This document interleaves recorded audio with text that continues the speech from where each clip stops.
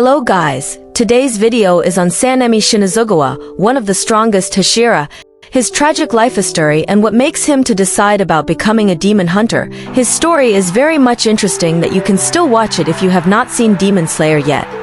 So his story is marked by tragedy from the beginning. Sanemi was the eldest of 7 children and lived with both of his parents. However, his childhood was marred by abuse from his father, who constantly lashed out at the children and their mother. And eventually, someone with a grudge against his father killed him. After this tragedy, Sanemi and his younger brother Genya vowed to support their mother. However, this incident was just the beginning. One night, Sanemi's mother did not come home, so Sanemi went out to look for her. Eventually, he found her and discovered that she had turned into a demon. She had already killed 5 of her own children and was about to attack Genya when Sanemi tackled her out of the window onto the street below, resulting in her slashing him across the face, leaving him with 2 large scars, and at the end Sanemi killed his mother turned into demon. Genya ran into the street to find a doctor for Sanemi, then sees Sanemi standing over their mother's dead body, but poor Genya completely misinterprets the situation and accuses Sanemi of murder. This incident changed his life for forever and, hurt and abandoned, Sanemi decides to go demon hunting solo with a wild and reckless determination. Armed to the teeth with weapons, he takes on demons at night, relying on luck and his strangely alluring blood to survive. As he roams the lands in search of demons, he eventually crossed paths with a skilled demon slayer named Masachika Kimono, who assisted him and connected him with a qualified trainer. Throughout their careers as demon slayers, the 2 of them encountered and defeated Ubum, who held the title of lower rank 1 of the 12 Kazuki. But tragically, Kimono lost his life in the battle, leaving only Sanemi to be promoted to the rank of Wind Hashira. At the time of his promotion, Jyomiai Himejima, Kane Kocho, Tengen Yuzui, and Jutomioka were already Hashiras. After that, Sanemi was named as Wind Hashira, and with anger inside him, he trained like a monster and become one of the strongest Hashira of all. When Tanjiro Kamado, a young demon slayer, arrived with his demon sister Nezuko, Sanemi's trauma resurfaced. To Sanemi, demons were irredeemable monsters that needed to be exterminated. The sight of Tanjiro defending and protecting a demon was an affront to everything Sanemi believed in and fought for. During the trial, Sanemi mocked and berated Tanjiro for carrying a demon around.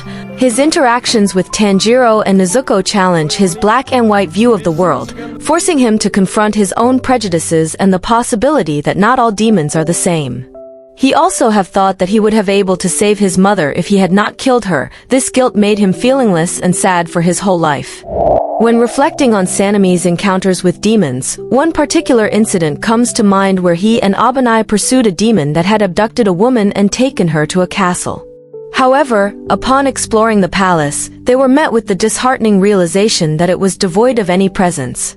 As they ventured further into the castle, unbeknownst to them, it was teeming with a multitude of demons.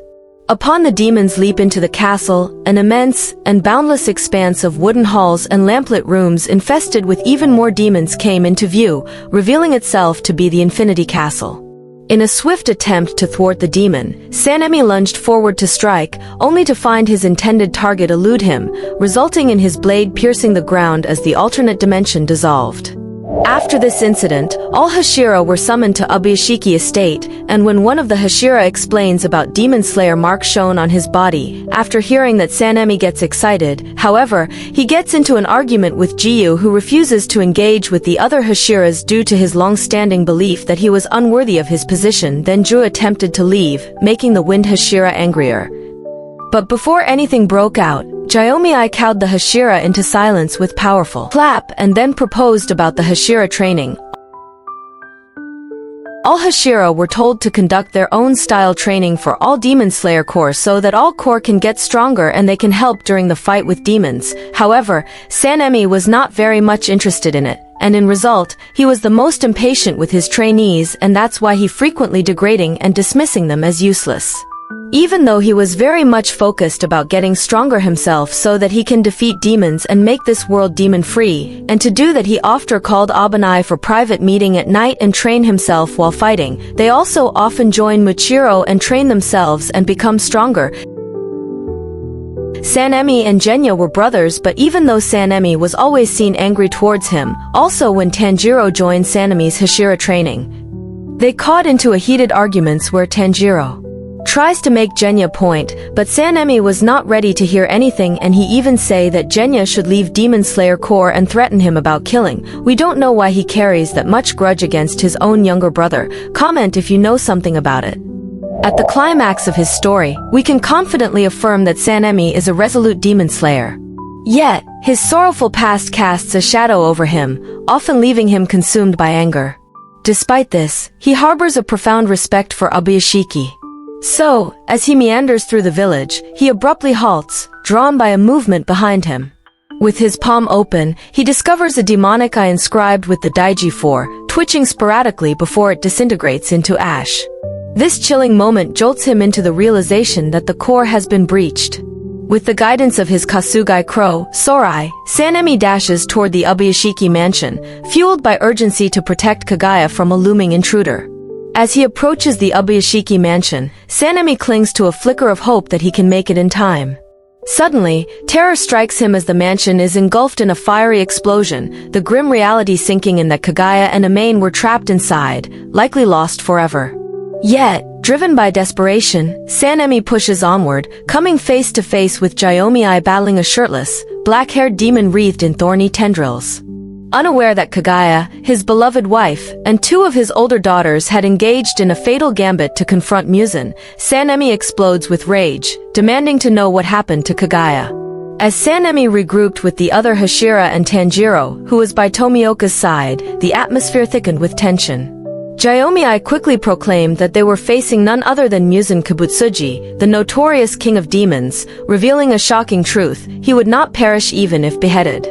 After the initial whirlwind of disbelief at meeting the Demon King face-to-face, Sanemi leapt into action, ready to unleash his seventh form. But just as he prepared to strike, Muzan activated the Infinity Castle, sending Sanemi and the others spiraling into its depths. Alone, Sanemi could only growl in frustration, grappling with this unexpected twist of fate. What do you think lies ahead? That's everything that has been revealed in the anime so far. While the manga dives deep into all the thrilling upcoming events, if this video gets a great response, I'll definitely create a video unraveling the entire Infinity Castle arc. So, stay tuned for fascinating stories and theories from the world of anime. And if you haven't checked out my previous videos yet, you can catch them through the link in the description below. Until next time, keep supporting and keep watching. And don't forget to like and subscribe.